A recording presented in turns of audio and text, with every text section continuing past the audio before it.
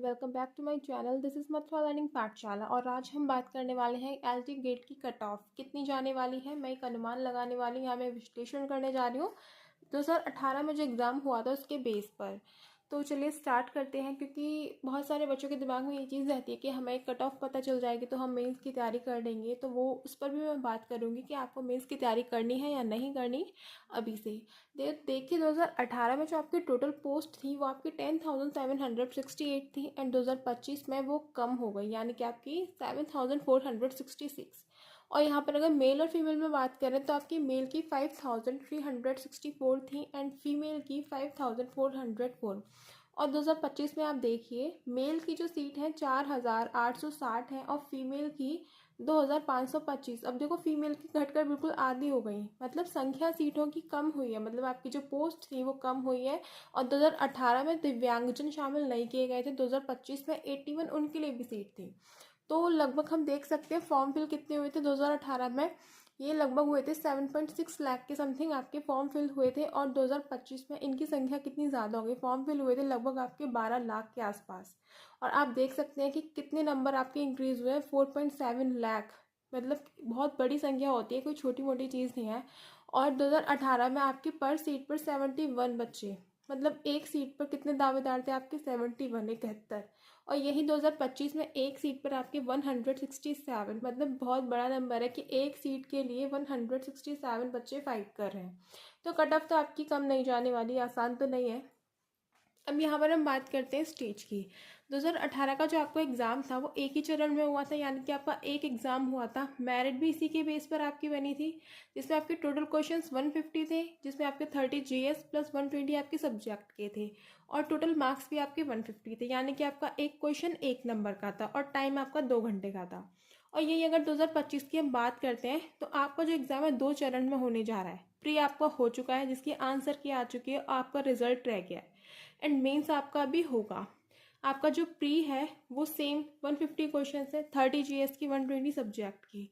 और total marks इसमें 300 है, यानी कि आपका जो एक क्वेश्चन है वो 2 नंबर का है और इसमें नेगेटिव है 1/3 की। 2018 में भी आपकी नेगेटिव थी, नेगेटिव मार्किंग थी उसमें।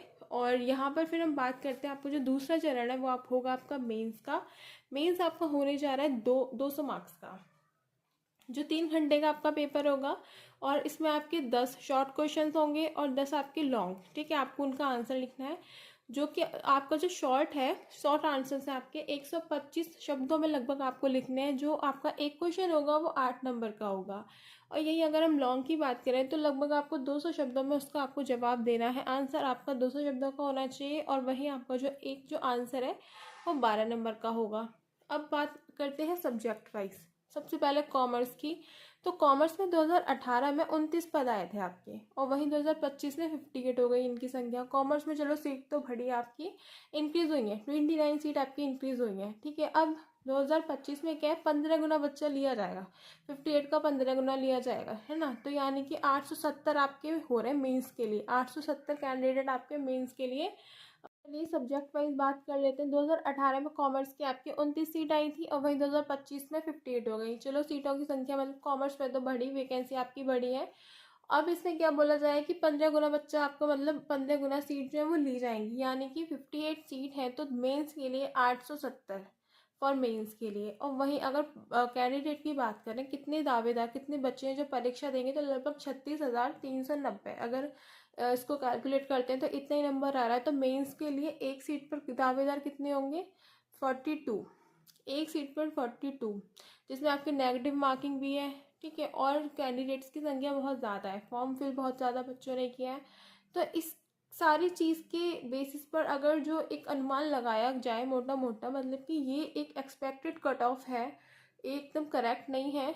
इस पूरे 2018 के आधार पर और भी जो आपके एग्ज़ाम हो रहे हैं वो भी मैंने देखे, उनकी कट ऑफ कितनी जा रही है, उस सब के बेसिस पर आपके अगर 96 to 98 क्वेश्चंस अगर आपके करेक्ट हैं जनरल कैटेगरी के, तो आप मेंस की तैयारी में लग जाइए, तो मतलब आपका कट ऑफ क्लियर हो जाएगा।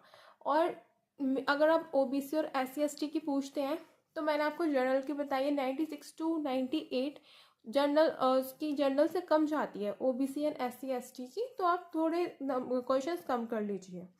96 to 98 जनरल वालों के लिए इतने क्वेश्चंस तो आपके सही होने ही चाहिए, तभी आप सोच सकते हैं कि आप कट ऑफ पास कर पाएंगे। मैं फिर से बोल रही हूँ, ये बस एक अनुमान लगाया जा रहा है, एग्जैक्ट नहीं है। आपको इससे एक आइडिया मिलेगा, क्योंकि आंसर की आ चुकी है आपकी, आंसर की में आपने चेक किया होगा आपके कितने क्वेश्चन सही हैं कितने गलत है। कई बार ऐसा होता है कि हमें लगता है कि हमारा सही है लेकिन गलत निकल जाता है, ठीक है। और आप आंसर की को देखिए और देखिए आपके कितने मार्क्स आ रहे हैं, कितने क्वेश्चन आपके सही बैठ रहे हैं, और अगर इतने हैं तो आप मेंस की तैयारी में लग जाइए। लेकिन अगर इससे भी थोड़ा ऊपर नीचे या फिर आप बिल्कुल बॉर्डर पर आ रहे हैं, ठीक है, एक दो नंबर आपका कम आ रहा है, एक दो क्वेश्चन आपका कम सही है, जैसे कि मैंने जनरल वालों के लिए 96 to 98 बताया है, लेकिन अगर आप कह रहे हैं 94 क्वेश्चन सही बैठ रहे हैं, तो आप सोचेंगे हम करें या ना करें, तो आप बिल्कुल मेंस की तैयारी के लिए लग जाइए, शुरू हो जाइए। मेंस की आपकी डेट भी आ चुकी है कॉमर्स की, तो सबसे पहले मेंस कॉमर्स का ही होने जा रहा है।